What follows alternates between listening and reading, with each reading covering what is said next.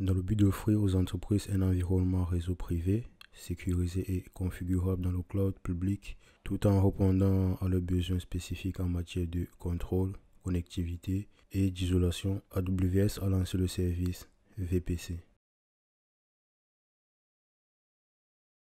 On va créer un VPC. L'option VPC et plus encore configure automatiquement des ressources réseau essentielles en plus du VPC, rendant le processus plus simple et rapide.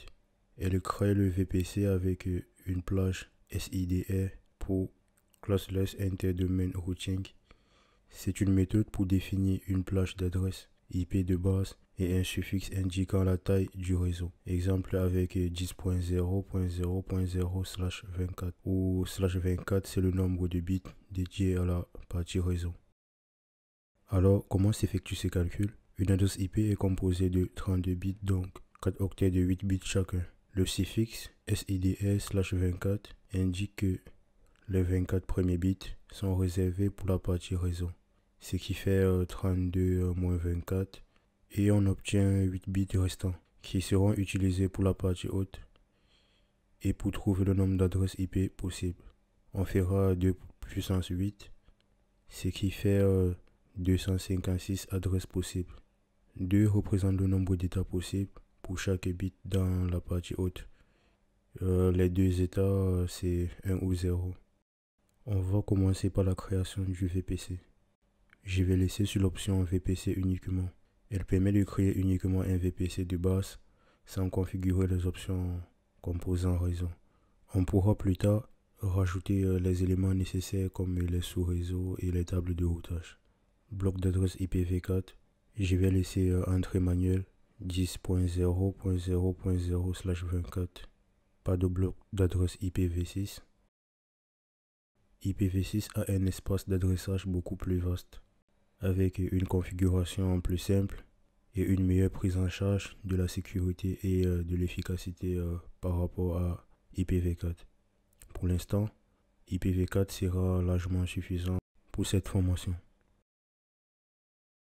Le VPC a bien été créé, on a là son ID, la résolution DNS est activée, l'ACL réseau, son état. Pour le retrouver, je vais aller sur VPC, Cloud Privé Virtuel, vos VPC. On constate qu'on a 2 VPC. Le premier est le VPC par défaut. Il est créé automatiquement lorsque vous créez un compte AWS. Ce VPC est prêt à l'emploi et fournit une infrastructure réseau de base pour lancer des instances EC2 et d'autres ressources de configuration complexes.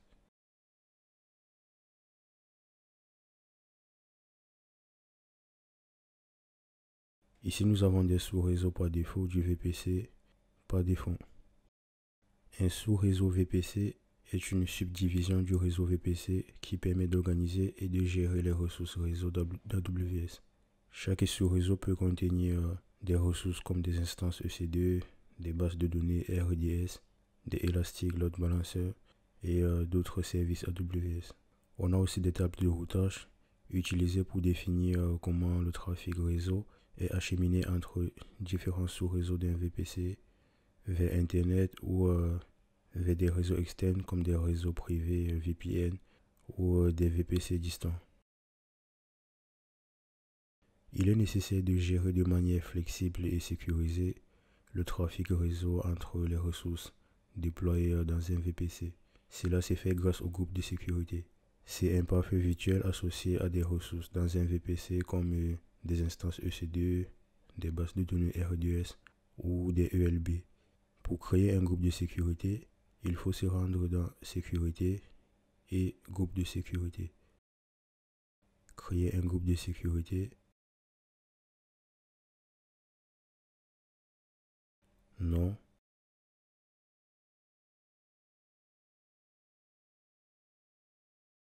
Description.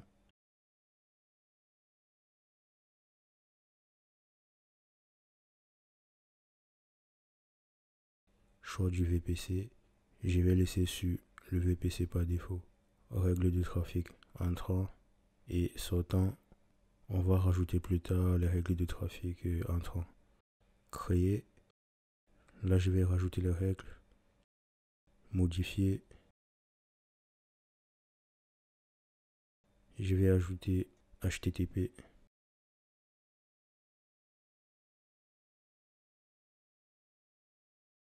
La plage d'adresse IP 0.0.0.0/0 pour autoriser tout le trafic HTTP entrant.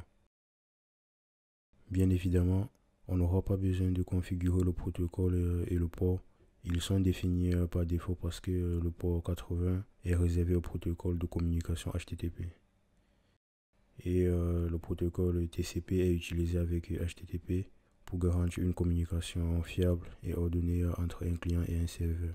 Je vais rajouter HTTPS, la version sécurisée de HTTP.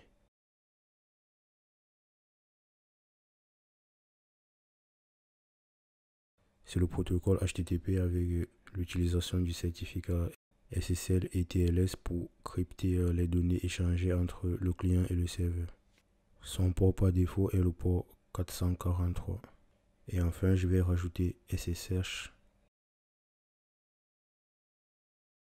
SSH, protocole sécurisé pour des connexions à des serveurs distants et gérer des systèmes de manière sécurisée.